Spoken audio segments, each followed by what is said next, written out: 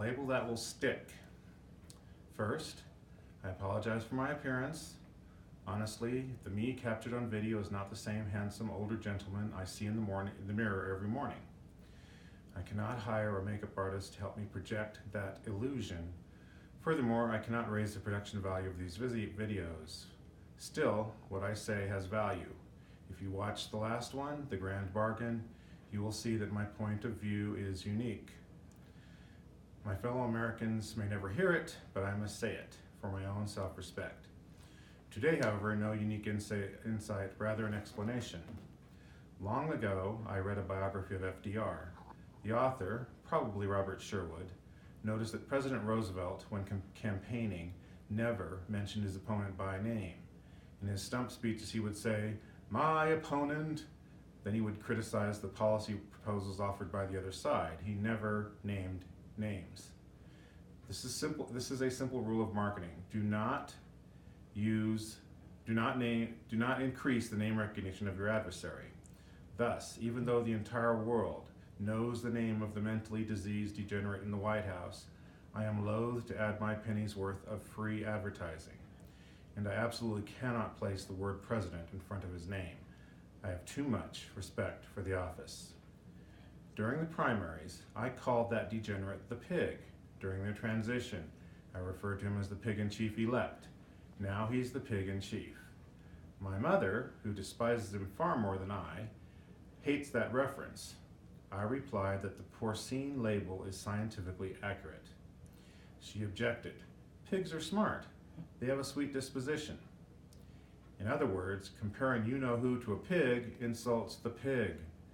That reminds me of my favorite scene from A Fish Called Wanda.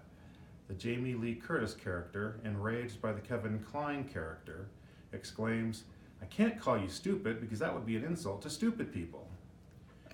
Previously in American history, 5 men have risen to the presidency despite losing the popular vote. All 5 presidencies failed. That list includes one of my heroes, John Quincy Adams, in 1824.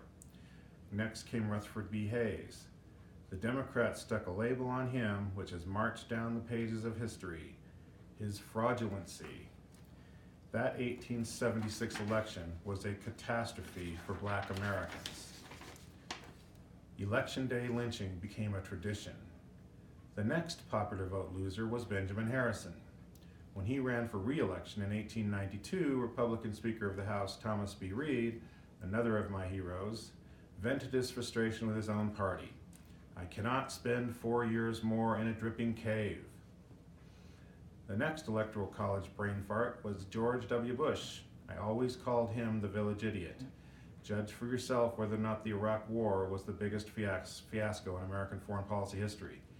If you dispute that assertion, watch the movie Green Zone. George W. Bush, compared to the present occupant of the White House, is a Zen sage. Bush lost to Gore by 550,000 votes.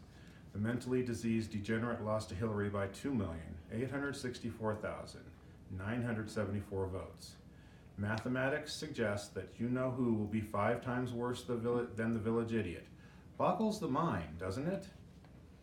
In my essays, I constantly use the scientifically accurate description, mentally diseased degenerate.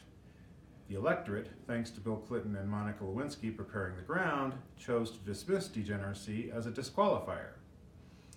Concerning the mentally diseased aspect of my description, that too was plainly obvious. For many people, like Jeffrey Lord, mental disease in the presidency is an asset, not a liability. May God have mercy on your souls. Most of the people who voted for the screwball tried to convince themselves that narcissism is just an advanced form of harmless vanity.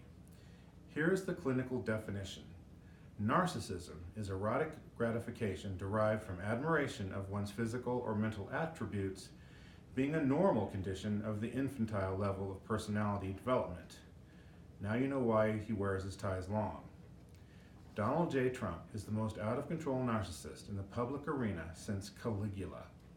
The world must reflect back to him the image he demands to see. If the world does not comply with his pathological needs, look out, world. Thus, the most apt label for the mentally diseased degenerate in the White House. is his lunacy. I hope the label sticks. If so, it will be the first step on the long road to restoring the mental health of his idolaters. I'm going to knock it out. Yeah. All right, now. I'll show you how easy it is to publish, just so you know.